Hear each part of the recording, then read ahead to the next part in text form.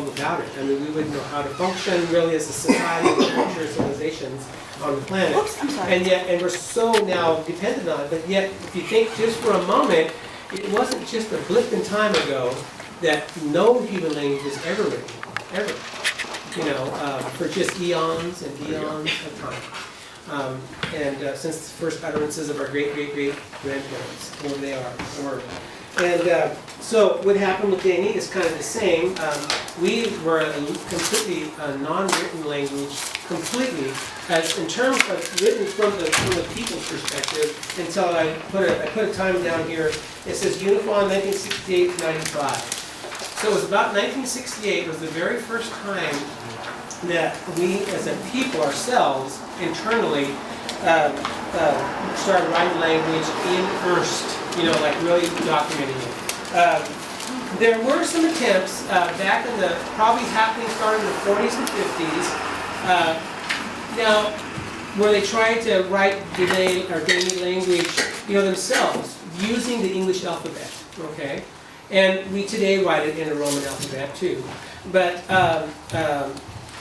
what they discovered was people who spoke dee-ni had no problem reading their new writings.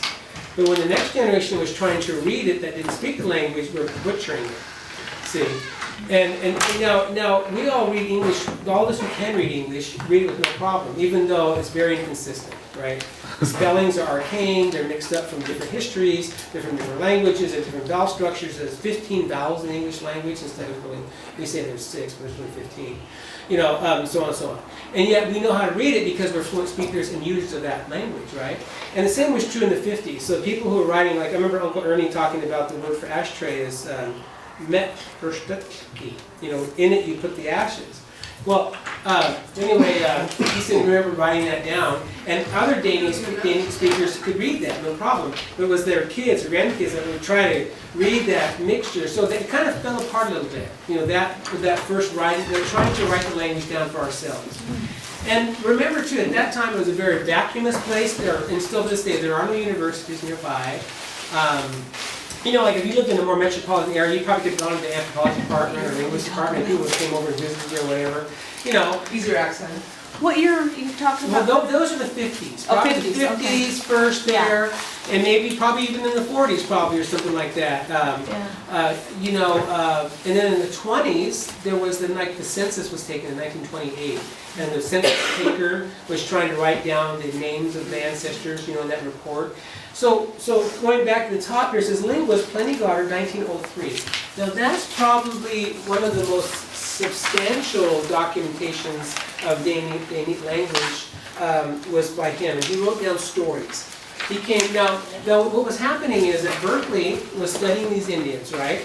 And they would take these young grad students and say, you know what, there's a little obscure people living up there in Northern California, go study them. You know, and they may or may not end up writing their dissertation and get their PhDs or who knows, you know, this kind of a study. And so Pliny, though, bothered to come up here to dee-ni and actually record. Now, where he did his vast amount of work was at Hoopa. So he went on to the reservation and he wrote dissertation there and did a lot of work there at Hoopa. But he actually managed to document, I think, about 20 or so, 18 stories, you know, from dee-ni. And some of them have interlinear, meaning he typed them in his orthography that he made of himself, and then he got a chance to go in and write the meanings underneath, and those I can translate really easily. I should read the book so they can see it, huh? And then after that, though, I'm just trying to pick out just his typings, and I'm going. It's kind of hard. But what you have to do is you have to generate what you understand his system was, make a cheat sheet out of it, right? And then you go back and apply it, and you can start figuring out his sound system, right? Mm-hmm. That's. Okay, so he was probably the one that did the most and biggest chunk of work. And then there's a collection called the OSU collection that ranges from about 1930s to the 60s. And so and most of that's recordation, like recordings. Audio. A lot of that is. And a lot of that is Ida Bensel, who was a dee-ni person from Gold Beach area, just north of there, called Euchre Creek now, and it is called Yuki Cheat. In our language, it turned to Euchre Creek in English. But anyway, that's where she hails from, where she's from. And it had that Carrie Street is on there. Who Oh. is she's gotta be Sleds or Tatooine, something, because she's on on there. Carey Street, And okay. it's obviously the north, but I don't know. Anyway, And then the other chunk that's on that is Amelia Brown. yeah. Okay, she's on that as well. And so then, and then the next pieces here are Jane O'Bright. She came in the 50s, and she was married to a linguist named Bill Bright. And what was kind of if she would have lived, it would have been fantastic, because in the 50s there were numbers of first-generation fluent speakers alive in the 50s. And what they were going to do, they were a man and wife pair. He was gonna and did until his death study Kuduk, which is the adjacent East Side language, and she was going to study the dee-ni. And so she came and started planting her roots out, you know, and stuff, and wrote her first paper. It's called The Phonology of Tolowa, and she wrote another one called Markedness in Tolowa. And Markedness? marked. Markedness.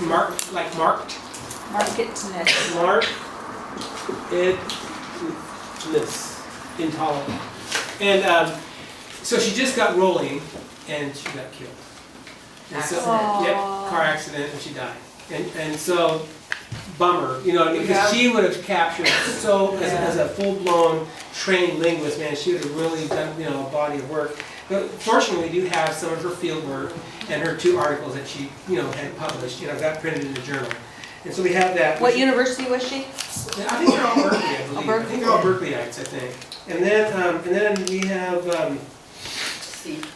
and then we have Bill Seberg, who came in the 70s, a wonderful man, actually could articulate our language. I mean, he actually could make his muscles and tongue and teeth and lips and everything work right, and was really, really good. And then we have James Collins, 1980s. He comes out from the East Coast and has written a book called Understanding Tolowa Histories. I don't know if you've read or seen that book. And he's got just stuff too that's written and some recordings. So there's that. Now the thing that I want to point out about this data though is it was not collected nor was it written for the benefit of the Indian. And that has changed today. Now anthropologists and linguists up until recently, they were on, you know, for their PhD, you know, they were taking the theory of anthropology and the theory of linguistics, and they were working their magic, you know, and writing a big old dissertation and then, you know, graduating and going to get a job at a university somewhere or something like that. And they really weren't at that point concerned about the people that were their subjects. Well, now that languages are in peril and ready to collapse and die, that is completely different. But I'm just saying, so, and also their writing system, a lot of them use what's called IPA, which is the International Phonemic Alphabet. And, you know, and it's got great, wonderful characters, you know, like, you know, and it's got, you know, that, and it's got, you know, this, and it's got, A little W. and it's got, let's see, that. It's got all these great characters, you know. And supposedly the theory in that is that this is a standardized set of symbols that correlates to a standard set of sounds, so you can go to any language on the planet and describe it, write it down phonemically, sound-wise, phonologically, and then somebody else can actually read it. So that's why IPA was developed. The International Phonemic Alphabet was developed, was to try to go out and capture, you know, Bornean languages from Borneo or from California or, you know, EAC or whatever, some language, some, you know, and so, you know, Australasian language, languages or whatever. So that's kind of that you know, that body of work. And then, as I mentioned, Stephen Powers was here as an anthropologist since 1872. So we think that that's probably what I could find so far, probably one of the earliest ethnographies about us. He was coming up the coast. They were sent. See, in the 1870s, think about this. The Holocaust ended in 1856. Rolled over to Oregon and ended in 1856. So we went from basically 200,000 Indians in California down to about 15,000 or 14,500 in that period of time. So Berkeley's focus was, and he discovered that wild man later, what's his name, Ishi, in 1916, right? So the idea at Berkeley was go out and capture the last of the people we destroyed. Okay, so they would try to go to the oldest, you know, white-haired little old man or whatever, you know, and talk to them to try to capture the pre-Holocaust people to talk to. And so that's what they were set on at the time. And they're very anthropological, like they measured how fine your face was and and all these crazy things. Because they were documenting a dying race. Yeah. That their intent was to document a race that was going to go extinct. And so they were very, and of course they were coming from a very European and very, Christian tradition as well, and a very intellectual tradition, so they were very condescending. We were poor, we were like lazy, lived like rats or whatever. I mean they don't quite say it, but you might as well say that. Lived in hovels and holes in the ground, and just diggers, ate stuff out of the dirt, and very very condescending. Yeah, and that's where the word digger came from. Nigger turned to digger, right? In California. So we're really California digger Indians. Really? Yeah. I don't think I've ever heard that. Oh yeah. Digger Indians? Yeah, we're the diggers. Yeah. Yeah. We're the clam diggers. Well, and that's true. See, you proved it right too. Dig out those clams, right? Okay. Well, so again, when you get a hold of this data and you read it, try to avoid the gut stuff and go for the head stuff, a little bit, and not take it personal. Because really, they didn't mean it personally. That's just how they thought in those days. Yeah, when I read something out of a research paper or whatever I was reading, it said that today's, and this was back in the 50s, but today's natives are a remnant of what used to be. A remnant. So we're remnants. We're remnants. Yeah, and we can be sewn together to make the red jacket. Yeah. Right. A coat of many Dolly Parton colors. song. Yeah, a coat of many colors. Or whatever that song was, Dolly Parton. And so, then the sad thing is, it was really cool or sad at the same time. I met some of the old codgers, when I first got involved in linguistics. And he goes, well, back at Berkeley, when they were young, me and then, we looked at California.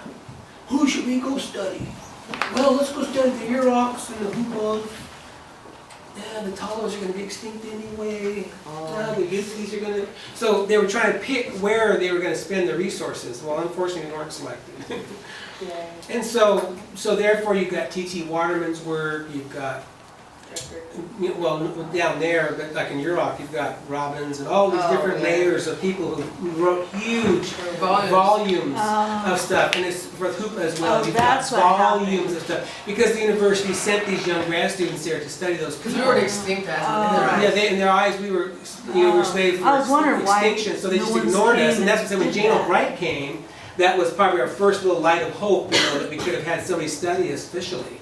And so really there's only one ethnography written about the entire dee-ni culture, and that's Philip Drucker in 1937. It's called the Tolowa and their Southwest Oregon Kin. It is the sole piece of ethnography written about us. And it's not even that big.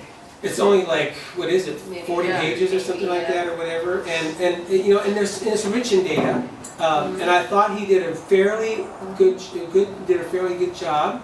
I was really biased. I was growing up. Oh, that's who I was reading. We're remnants. Oh, okay. Drucker said that. And that, and he's looking at this remnant culture, right? But then see, all of California.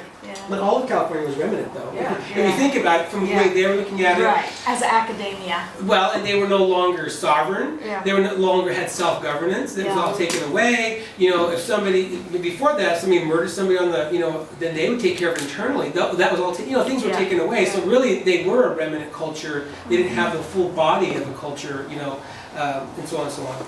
1880s, when the boarding schools kicked up, they snatched the kids away and sent them to boarding schools, make sure they didn't learn the language, make sure they didn't learn the culture, make sure they didn't learn the religion, so on and so on. And so, so we, in that sense, were a remnant culture. Those little stragglers held on, eating their clams, and Digger. Right? So being a digger, like because in Public Law 280 passed in 1952 or whatever it was. Dad was talking about, the old man talking about, there was an old guy who lived on the river somewhere, and he set a trap all the time in the river to get food. And the Fish and Game got there and pulled it out of the river proudly and just kicked it all apart. And the old man stood there and cried and said, well, what am I going to eat? Because he lived off of that.